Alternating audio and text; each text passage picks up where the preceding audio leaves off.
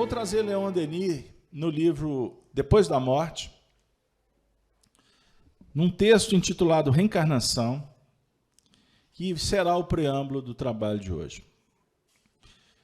Denis diz assim, ele fazendo um estudo sobre o mundo espiritual. No estudo da vida, no espaço espiritual, devemos refletir sobre as regras que têm a ver com a reencarnação. Vamos lá.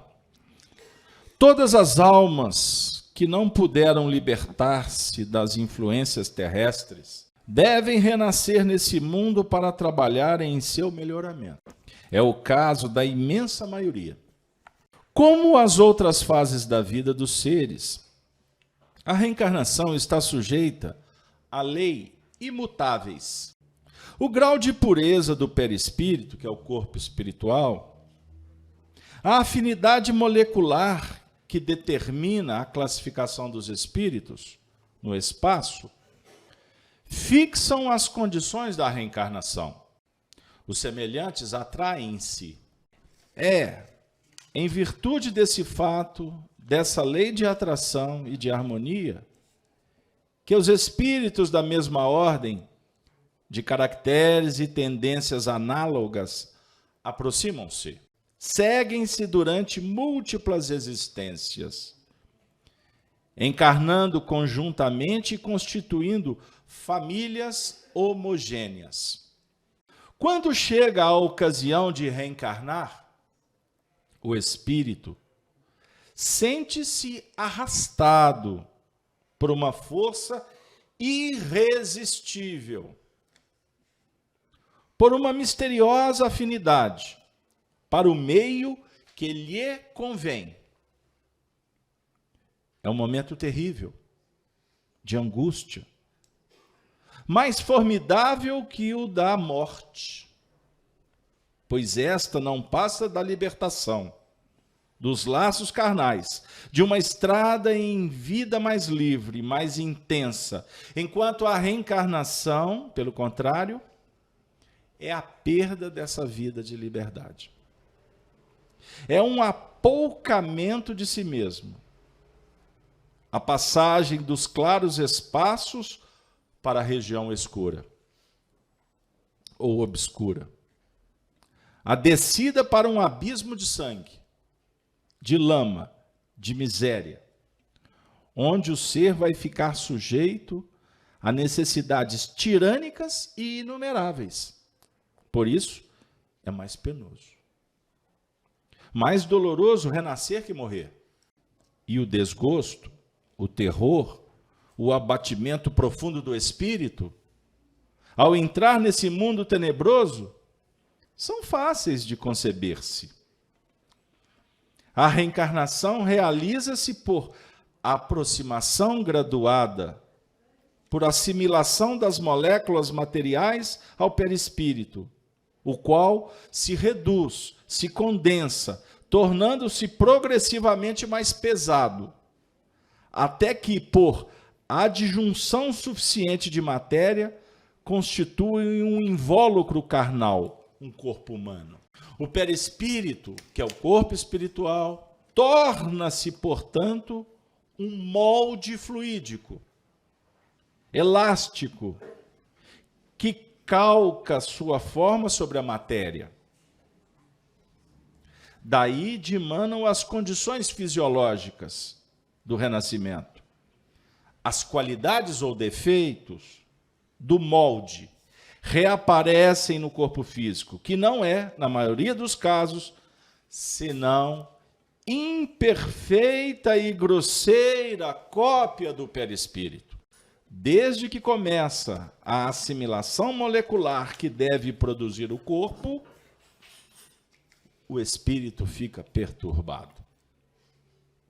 Um torpor, uma espécie de abatimento invadem-no aos poucos. Suas faculdades vão se velando uma após outra. A memória desaparece. A consciência fica adormecida. E o espírito, como que é sepultado em opressiva crisálida. Entrando na vida terrestre, a alma, durante um longo período, tem de preparar esse organismo novo, de adaptá-lo às funções necessárias. Somente depois de 20 ou 30 anos de esforços instintivos é que recupera o uso de suas faculdades, embora limitadas ainda pela ação da matéria. E então poderá prosseguir, com alguma segurança, a travessia perigosa da existência. Leon Denis diz assim, sobre as leis inflexíveis da natureza, e será a leitura que vai definir o final do nosso encontro. As leis inflexíveis da natureza, ou, antes, os efeitos resultantes do passado, decidem da reencarnação. O espírito inferior, ignorante dessas leis, pouco cuidadoso de seu futuro, sofre maquinalmente a sua sorte e vem tomar o seu lugar na terra sob o impulso de uma força que nem mesmo procura conhecer. O espírito adiantado inspira-se nos exemplos que o cercam na vida fluídica. Recolhe os avisos de seus guias espirituais. Pesa as condições boas ou más de sua reaparição nesse mundo. Prevê os obstáculos, as dificuldades da jornada. Traça o seu programa e toma fortes resoluções com o propósito de executá-las. Só volta à carne quando está seguro do apoio dos invisíveis, que o devem auxiliar em sua nova tarefa. Neste caso, o espírito não mais sofre exclusivamente o peso da fatalidade. Sua escolha pode exercer-se em certos limites, de modo a acelerar a sua marcha. Por isso, o espírito esclarecido dá preferência a uma existência laboriosa. Quer que repete? Um espírito esclarecido pede uma existência laboriosa. Labor, ardor, fervor, porque ele sabe que assim ele desenvolve o amor. A existência laboriosa é uma vida de luta e abnegação. Sabe que, graças a ela, seu avançamento será rápido. É preciso renascer e sofrer para despojar-se dos últimos vestígios da animalidade, para apagar as faltas e os crimes do passado. Daí as enfermidades cruéis, as longas e dolorosas moléstias, o idiotismo, a perda da razão, o abuso das altas faculdades, orgulho e o egoísmo, espiam-se pelo renascimento em organismos incompletos, em corpos disformes e sofredores. O espírito aceita essa imolação passageira, porque a seus olhos ela é o preço da reabilitação, o único meio de adquirir a modéstia. O espírito aceita essa imolação passageira porque a seus olhos ela é o preço da reabilitação. O único meio de adquirir a modéstia, a humildade. Concordam em privar-se momentaneamente dos talentos, dos conhecimentos que fizeram sua glória, e desce a um corpo impotente, dotado de órgãos defeituosos, para tornar-se um objeto de compaixão e de zombaria. Respeitemos os idiotas, os enfermos, os loucos. Que a dor seja sagrada para nós. Nesses sepulcros de carne, um espírito vela, sofre, e em sua tessitura íntima tem consciência de sua miséria, de sua abjeção.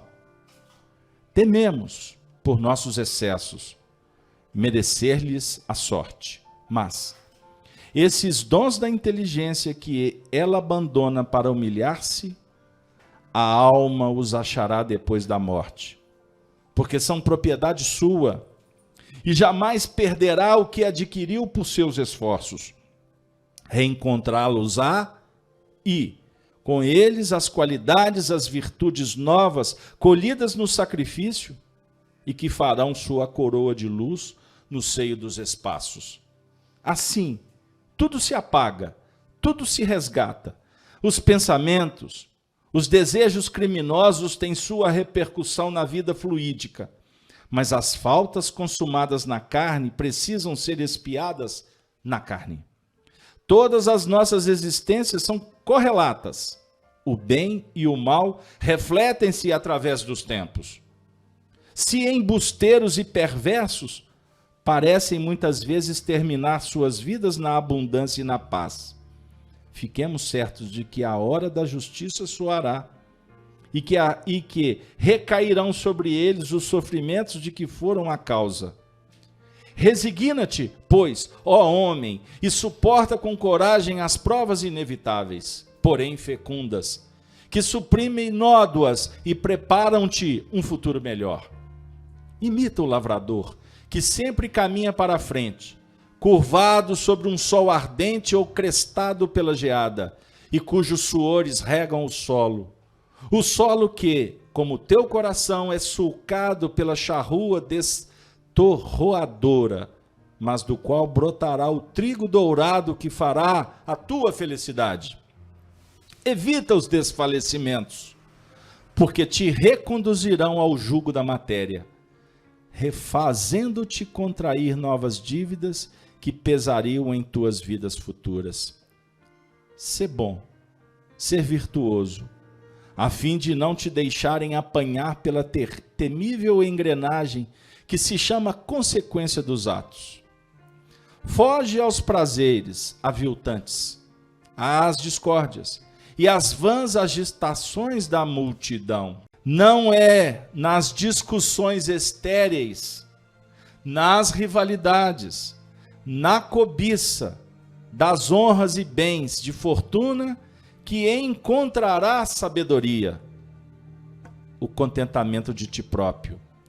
Mas, meus queridos amigos, minhas irmãs, mas sim no trabalho, na prática da caridade, na meditação, no estudo concentrado em face da natureza, esse livro admirável que tem a assinatura de Deus. Leon Denis. O livro sagrado da natureza, que tem a assinatura de Deus. E no livro sagrado da natureza íntima, você está assinando o seu próprio destino.